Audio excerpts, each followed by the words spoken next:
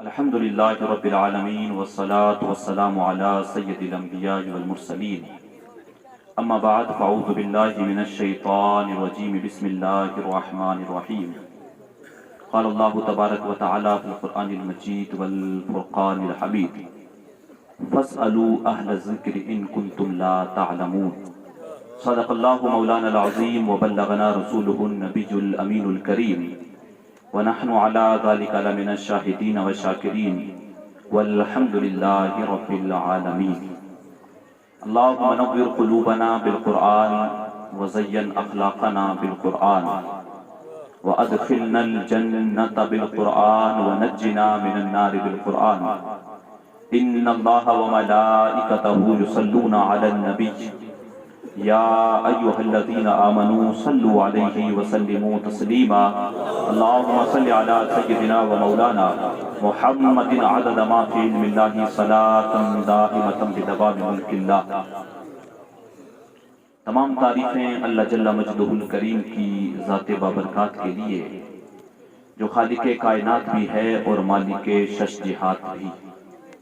اللہ عز و جل کی تعریف و توصیف کے بعد درود رسول محتشم نبی مکرم اللہ کے پیارے امت کے سہارے رب کے محبوب دانائے غیوب مالک رکاب فخر عرب و عجم والی کون و مکان سیاح لا مکان سید انس و جان سرور لالا رخاں نیر تاباں سرنشین محبشاں ماہ خوباں شہنشاہ حسینہ تتمہ دوراں سرخیل زہرہ جمالا جلوائے صبح ازل نور ذات لم یزل باعث تکوین عالم فخر آدم و بنی آدم نیر بطحا رازدار ما اوحا شاہد ماتغا صاحب علم نشرح معصوم آمنہ حضرت احمد مجتبہ محمد مصطفیٰ صلی اللہ تعالیٰ علیہ وآلہ وسلم کی بارگاہ بے کس پناہ میں اپنی عقیدتوں محبتوں اور ارادتوں کا خراج پیش کرنے کے بعد عزتوں کی مسندوں پر جلوگر معزز و مکرم برادر گرامی سید قمر الدین شاہ صاحب قبلہ صاحب سجادہ سید عرفان شاہ صاحب قبلہ سید نواز شریف صاحب قبلہ ناظم اجلاس مولانا ذاکر صاحب قبلہ حافظ شمین صاحب معین الدین جامی صاحب دیگر جتنے بھی سادات عظام علماء ذی وقار میرے سامنے تشریف فرما بزرگوں نوجوان ساتھیوں بچوں خواتین اسلام السلام علیکم ورحمۃ اللہ وبرکاتہ۔ حضرات محترم، سب سے پہلے تو میں سید اشاہ سید ارشد شاہ صاحب کو دل کی گہرائیوں سے مبارکباد پیش کروں گا کہ انہوں نے پیر پٹھان شمس الدین نام سے یہ عظیم الشان کانفرنس کا انعقاد کیا ہے اور آپ سب لوگ یہاں پر تشریف لائے۔ اس سے قبل بھی آپ نے کئی ایک علماء اکرام سے بیانات سماعت کیے، نعت رسول صلی اللہ علیہ وسلم جو ہیں سماعت کی۔ تھوڑی دیر کے لیے میں بھی آپ حضرات کے سامنے حاضر آیا۔ مجھ سے قبل برادر گرامی سید قمر الدین شاہ صاحب قبلہ جو ہے علم کے تعلق سے علم کی اہمیت، دینی علوم ہوں چاہے دنیاوی علوم ہو، بڑے پیارے انداز میں آپ حضرات کے سامنے اپنے دل کی باتیں جو ہیں رکھ رہے تھے۔ میں بھی اپنے ابھی پچھلے کچھ بیانات سے جتنے بھی 7 سے 8 آنے کے بعد بیانات ہوئے ہیں، اپنا میں نے ایک طریقہ بھی یہ بنایا ہے کہ علم کے تعلق سے فی الحال ہمیں دنیاوی علم اور دینی علم دونوں پہ بڑی توجہ دینے کی ضرورت ہے، اور یقیناً یہ دینی ادارے ہمارے ان کا بھی کوئی مقام کم نہیں ہے۔ ان میں پڑھنے والے طالب علم ہوتے ہیں۔ صحیح حدیث کے اندر آیا ہے، اللہ کے پیارے حبیب علیہ الصلوۃ والسلام نے ارشاد فرمایا، یہ جو بچے ہوتے ہیں جو علم دین حاصل کرتے ہیں ان کو عام مت سمجھنا، ان کا مقام یہ ہوتا ہے جب یہ چلتے ہیں فرشتے اپنے نورانی پروں کو ان کے قدموں کے تلے بچھا دیتے ہیں۔ فرشتے اپنے نورانی پروں کو ان کے جو ہے قدموں کے تلے بچھا دیتے ہیں۔ اور عالم کے تعلق سے آیا، حضور سے پوچھا گیا، حضور افضل کون ہے؟ عابد ہے، ایک سائیڈ عالم ہے، تو ان دونوں میں سے افضل کون ہے؟ میرے حضور نے ارشاد فرمایا عالم کی فضیلت عابد جو عبادت کرتا ہے، ہمیشہ ہاتھ میں تسبیح اللہ کی عبادت کرتا ہے، اس کا بھی بڑا بلند مقام ہے۔ حضور سے پوچھا گیا حضور ایک عابد ہے ایک عالم ہے، دونوں میں سے افضل کون ہے؟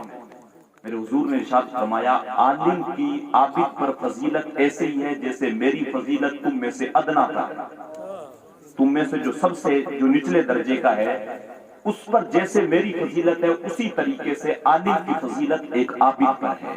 عالم کا بڑا مقام ہے، بلکہ ایک حدیث کے لفظ ملتے ہیں من اعان عالما او متعلما بقلم او قرطاس، حضور نے ارشاد فرمایا جس نے کسی عالم کی یا کسی متعلم کی، کس کی طالب علم کی مدد کی، کس سے ایک قلم سے یا ٹوٹے ہوئے پھٹے ہوئے کاغذ کے ٹکڑے سے، وہ ایسے ہے گویا اس نے اللہ کے گھر کعبے کی 70 مرتبہ تعمیر کی۔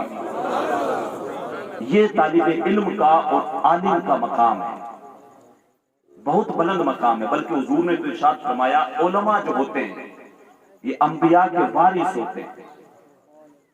انبیاء اصل میں اپنے پیچھے جو ہے وہ کوئی دینار درہم چھوڑ کے نہیں جاتے، انبیاء کے وارث جو ہیں وہ علماء ہوتے ہیں۔ اور میرے حضور نے ارشاد فرمایا یہ جو علماء ہوتے ہیں ان کا مقام یہ ہوتا ہے کہ سمندر کے اندر مچھلیاں اور بلوں کے اندر چونٹیاں جو ہیں ان کی بھلائی کے لیے دعائیں کرتی ہیں۔ تو یہ عالم کا مقام ہے، یہ طالب علم کا مقام ہے۔ جیسے یہ ابھی مدرسہ ماشاءاللہ کچھ سال قبل جب میں مصر گیا تھا اس سے پہلے میں نے دیکھا یہاں پہ کچھ نہیں تھا، یہ ایک دم جو ہے کیلا پڑا ہوا تھا، ہم اپنی زبان میں جیسے کہتے ہیں دھورا پڑا ہوا تھا۔ ابھی شروعات ہے، ہم اللہ کی بارگاہ میں دعا کرتے ہیں اللہ سعید صاحب کو استقامت دے اور دل لگا کر اس میں محنت کرنے کی توفیق نصیب کرے، اور جس طریقے سے انہوں نے جو ہے ان کمروں کو کھڑا کرنے میں محنت کی ہے اسی طریقے سے اللہ ان کو تعلیم کے معاملے میں جو ہے محنت کرنے کی توفیق نصیب کرے۔ تو یہ بالکل ایسی جگہ تھی لیکن انہوں نے یہاں پر محنت کر کے کم سے کم ایک ہال اور ایک کمرہ جو ہے وہ کھڑا کیا ہے، اور اس کے اندر جو بچے پڑھنے والے ہوتے ہیں بزرگ فرمایا کرتے تھے یہ جو طالب علم ہوتے ہیں یہ جنت کی چڑیاں ہوا کرتی ہیں، ان کا جو بڑا مقام ہوتا ہے، ان کا ایک بلند مقام ہوتا ہے۔ کسی زمانے میں کسی مدرسے کے اندر بچے پڑھتے تھے، وہاں پر ایک خادم تھا جو ان بچوں کے لیے سامان لایا کرتا تھا، کبھی جو ہے گھی اٹھا کے لے آیا، کبھی آٹا اٹھا کے لے آیا، کبھی دال اٹھا کے لے آیا، ان کے کھانے کا جو ہے انتظام وہ کرتا تھا۔ سمجھانا اسے کیا چاہ رہا ہوں، اگرچہ واقعے کی جو ہے وہ اگر ہم سوچیں کہ یہ نص قطعی سے ثابت نہیں ہے لیکن اسے سمجھانے کے اعتبار سے عرض کر رہا ہوں، تو جو ہے وہ ان کے سامان کا انتظام کرتا تھا۔ تو اب بچوں سے جب بھی کوئی پوچھتا تھا کہ تمہارا کھانا ابھی تک بنا نہیں ہے، تو بچے جو ہیں بچے ہوتے ہیں وہ جب بچپن میں ہوتے ہیں تو ان کی شرارت عروج پہ ہوتی ہے، تو بچے جو ہے جب بچوں سے کوئی پوچھتا تھا تمہارا کھانا ابھی تک بنا نہیں، تو بچے کہتے تھے وہ ہمارا گدھا ابھی جو ہے کھانا لینے کے لیے گیا ہے، جب وہ آ جائے گا جب بنے گا تو پھر جو ہے ہم نے کھانا کھانا ہے۔ نام اس کا سلیم تھا لیکن انہوں نے اپنی اعتبار سے اس کا نام حمار رکھ رکھا تھا، گدھا۔ ہمارا گدھا گیا بازار سے آٹا لے کے آئے گا، جب آئے گا تب ہم کھانا کھائیں گے۔ اب وہ جو خدمت کرتا تھا اس کو ایک دن پتہ چل گیا اور وہ کہنے لگا میں ان لوگوں کی اتنی خدمت کرتا ہوں، ان کے لیے گھی لاتا ہوں، دال لاتا ہوں، روٹیاں بناتا ہوں، سارا کچھ کرتا ہوں، اور یہ جو ہے میرے گدھا کہتے ہیں میں نے آج کے بعد ان کی خدمت نہیں کروں۔ وہ ناراض ہو کے میرے آپ کی طرح چھوڑ کے چلا گیا۔ رات میں جاگ کے سویا تو دیکھا حشر کا میدان لگا ہوا اور اللہ کی بارگاہ میں سارے بندے کھڑے ہوئے، وہ بھی کھڑا ہوا۔ اب وہ جو چھوٹے بچے تھے مدرسے والے ان کو جو ہے جانے کا حکم ہوتا ہے جنت میں، وہ اڑ کے کھڑے ہو جاتے ہیں، بولا نہیں ہم نے تو نہیں جانا جب تک ہمارا گدھا ہمارے ساتھ میں نہیں جائے گا، جب تک ہمارا گدھا ہمارے ساتھ میں نہیں جائے گا تب تک ہم نے جنت میں نہیں جانا ہے۔ وہ اٹھا، آنکھوں میں آنسو تھے، روتا ہوا مدرسے کے اندر آیا، کہا تم مجھے گدھا کہو، کھوتا کہو، کچھ بھی کہو، میں نے خدمت تمہاری کرنی۔ تو یہ طالب علم جو ہوتے ہیں ان کا بڑا بلند مقام ہوتا ہے۔ اللہ کے حضور نے ارشاد فرمایا ہے، اللہ کے نبی نے ارشاد فرمایا ان کا مقام یہ اللہ کے معصوم فرشتے ان کے قدموں کے تلے اپنے پروں کو بچھا دیتے ہیں۔ اس سے بلند مقام کیا ہو سکتا ہے؟ اس سے بلند مقام نہیں ہو سکتا ہے۔ اور علم حاصل کرنا یہ ایک بہت اہم فضیلت ہے، بلکہ علم حاصل کرنا اپنے آپ میں ایک بادشاہت ہے۔ کسی زمانے کے اندر جنگ ہوئی تو ایک ملک کی فوج نے دوسرے ملک کی فوج کو ہرا دیا، وہاں کے بادشاہ کو قیدی بنا لیا گیا اور لا کے دوسرے والے بادشاہ کے سامنے جب اس کو پیش کیا گیا تو بادشاہ نے پوچھا بھائی تو تھوڑی دیر پہلے تک تو تو بھی ایک ملک کا بادشاہ تھا، تیرا بھی پروٹوکول تھا، تیرے بھی خادم تھے، تیرا بھی سب کچھ معاملہ تھا، اب تیرے ساتھ عام لوگوں والا تو معاملہ نہیں کیا جائے گا، تجھے ایک موقع دیا جاتا ہے، تو تیری خواہش بتا، تیری خواہش جو ہے پوری کی جائے گی۔ وہ کہنے لگا حضور میری اور کوئی خواہش نہیں ہے، بلکہ مجھے بچوں کو پڑھانے کے لیے استاد لگا دیا جائے۔ وہ بادشاہ مسکرا کے کہنے لگا پھر سے بادشاہت چاہتے ہو؟ پھر سے بادشاہت چاہتے ہو؟ پڑھانا اپنے آپ میں، تعلیم جو ہے ایک بادشاہت ہے۔ علم جو ہے وہ بندے کو سمجھ عطا کرتا ہے، علم بندے کو ایک راستہ عطا کرتا ہے۔ اچھا آپ نے دیکھا ہوگا ایک ہوتا ہے شکاری کتا، اللہ تبارک و تعالیٰ نے ایک جگہ پہ اور بھی ارشاد فرمایا کہ محبوب آپ فرما دو جاننے والے اور نہ جاننے والے ہرگز برابر نہیں ہو سکتے۔ آپ نے دیکھا ہوگا ایک شکاری کتا ہوتا ہے جس کو شکار سکھایا ہوتا ہے، یہ جھکنا اور قدموں کو بوسہ دینا، یہ بڑی عجیب چیزیں ہمارے اندر جو ہے رائج ہو گئی ہیں، معاذ اللہ۔ یہ ہم لوگوں نے جو ہے نا وہ معاملات خراب کیے ہوئے، کوئی آ کے پاؤں میں پڑ جاتا ہے تو سب کہتے ہیں ٹھیک ہے یہ ٹھیک۔ یہ اللہ کے علاوہ سجدہ کسی کو نہیں ہے، کسی کے اللہ کے علاوہ اللہ کے جو ہے بارگاہ میں جھکا کریں، اللہ کے علاوہ کسی کے سامنے، بندے کی کیا اوقات ہے، بندے کی اللہ کے علاوہ جو ہے کسی کے سامنے سجدہ نہ کرے، بندے کی کوئی حیثیت نہیں ہے، چاہے کوئی کتنا بھی بڑا آ جائے۔ حضور نے ارشاد فرمایا اللہ کے علاوہ سجدہ نہیں ہے، اور رب کے بعد اگر کسی کو سجدہ ہوتا تو میں عورتوں کو حکم دیتا کہ وہ اپنے شوہروں کو سجدہ کریں، لیکن امت محمدیہ میں سجدہ اور جھکنا جو ہے وہ منع کر دیا گیا۔ ماں باپ کے قدم چومنے، سب سے اللہ کے بعد اگر جو ہے اللہ تبارک و تعالیٰ نے کسی کا مقام رکھا ہے انبیاء کرام کے بعد، اپنی عبادت کے بعد جس کو متصل رکھا ہے، ماں باپ کے ساتھ احسان کرنے کا جو ہے حکم دیا ہے۔ والدین کے قدم چومنے، الجنت تحت اقدام الامہات، جنت ماں کے قدموں تلے ہے، تو ماں کے قدم چوما کریں۔ ہمارے قدموں میں کچھ نہیں رکھا ہے، اللہ سے دعا کیا کریں اللہ والدین کی خدمت کرنے کی توفیق نصیب کرے۔ تو جو ہے علم والے کے جو ہے وہ ایک جب بندے کے اندر آتا ہے تو پھر اس کو ایک اللہ تبارک و تعالیٰ سمجھ نصیب کر دیتا ہے، پھر اس کو صحیح اور غلط کا جو ہے فیصلہ جو ہے پتہ چل جاتا ہے، وہ کیسے فیصلہ کرنا ہے۔ بلکہ جب علم والا بندہ ہوتا ہے، ایک شکاری کتا ہے اور ایک غیر شکاری کتا ہے، حدیث پاک کے اندر ہے شکاری کتا جب کوئی شکار کر لے اور اگر جانور مر بھی جائے، جس کو سکھایا گیا وہ باقاعدہ، یہ آپ بحر شریعت میں بھی دیکھیں گے تو آپ کو حدیث مل جائے گی، صدر الشریعہ نے بھی اس کو لکھا ہے، تو وہ شکار جو ہے وہ حلال ہے، وہ شکار حلال ہے۔ لیکن وہی غیر کتا جو عام گلیوں میں گھومتا ہے، شکار کو اگر پکڑ لے گا شکار مر جائے گا تو حرام ہو جائے گا۔ تو آپ دیکھیں کتے ایک ہی نسل کے ہیں، لیکن ایک کو سکھا دیا گیا، ایک کو نہیں سکھایا گیا، فرق ہو گیا۔ تو انسان سارے برابر ہیں، لیکن جب بندہ علم سیکھ لیتا ہے تو پھر اس کا بلند مقام ہو جاتا ہے، پھر اس کا مقام الگ ہو جاتا ہے۔ تو علم دین اس لیے حاصل کریں، علم دین کی بہت زیادہ جو ہے وہ فضیلت ہے۔ اپنے بچوں کو بھی تعلیم جو ہے دین کی دیں، اپنے بچوں کو دینی تعلیم بھی دیں، دنیاوی تعلیم بھی دیں، اور اپنے بچوں کو دین کے ساتھ جوڑیں۔ جب دین کی جب سمجھ آئے گی تو پھر جو ہے غلط اور صحیح کا جو ہے بندہ معاملہ اچھے سے دیکھ سکے گا۔ تو مدارس کے ساتھ اپنے بچوں کو جوڑیں، مدارس کے حالات جو ہے وہ آپ جب توجہ دیں گے، جب مدرسہ اگر بنا ہے آپ لوگ آ کے دیکھیں گے، اساتذہ سے پوچھیں گے کیا کیا معاملات ہو رہے ہیں مدرسے کے اندر، کیسی تعلیم ہو رہی ہے، تب جا کے مدرسے کے حالات سدھریں گے۔ آپ نے صرف رسید کٹا کے چھوڑ دی، اب آگے مدرسے والا کیا کر رہا آپ کو پتہ ہی نہیں ہے، بچے پڑھ رہے ہیں کہ نہیں پڑھ رہے ہیں وہاں پہ وہ بھی آپ کو پتہ نہیں ہے، اور پھر آپ دوش دیں گے حضرت 4 سال بچے پڑھے لیکن بچے تو فاتحہ کے اندر جو ہے کل شریف بھی نہیں پڑھ سکتے ہیں۔ تو یہ آپ کی غلطی ہے۔ ماں باپ کا بھی فریضہ بنتا ہے وہ بچوں سے پوچھیں، اساتذہ سے پوچھیں مدرسے میں بچوں کو پڑھا کیا رہے ہو۔ وہ جب آپ کمیٹی بنی ہوئی ہوگی آپ کی، آپ آ کے جائزہ لیں گے کتنا چندہ ہو رہا ہے، کہاں پر لگ رہا ہے، کہاں لگا رہے ہو، آمدنی کتنی ہو رہی ہے۔ ابھی سعید صاحب قبلہ فرما رہے تھے ایک ایک چیز کا حساب انہوں نے جو ہے وہ کلیئر رکھا ہوا۔ اس طریقے سے معاملات جب ہوں گے تب جو ہے دین کے اندر جو ہے وہ بڑھوتری آئے گی۔ جب لوگ جو ہے پھر اس کو سیکھیں گے تو علم جو ہے وہ ہر جگہ پہ جب پھیلے گا۔ العلم نور، علم نور ہے، اور نور جب آتا ہے تو پھر تاریکی چھٹ جاتی ہے، پھر اجالے ہو جاتے ہیں۔ تو یقیناً علم کی طرف آئیں، اپنے بچوں کو تعلیم سکھائیں، دین کی تعلیم دیں، اپنی بچیوں کو جو ہے جب مکتب میں پڑھنے کے لیے بھیجیں ان کو بھی سکھائیں تاکہ گھر کا ماحول جو ہے وہ بہتر ہو سکے۔ درود پاک پڑھیں، اللہم صلی علی سیدنا محمد وبارک وسلم، صلو علیہ الصلوۃ والسلام علیک یا رسول اللہ، صلاۃ و سلام علیک سیدی یا حبیب اللہ۔ کچھ چیزیں ہیں جن پہ ہمیں توجہ دینے کی ضرورت ہے.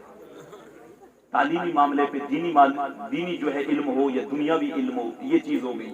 پھر اس کے بعد اپنی اصلاح کرنے کی جو ہے نا ہمیں ضرورت ہے.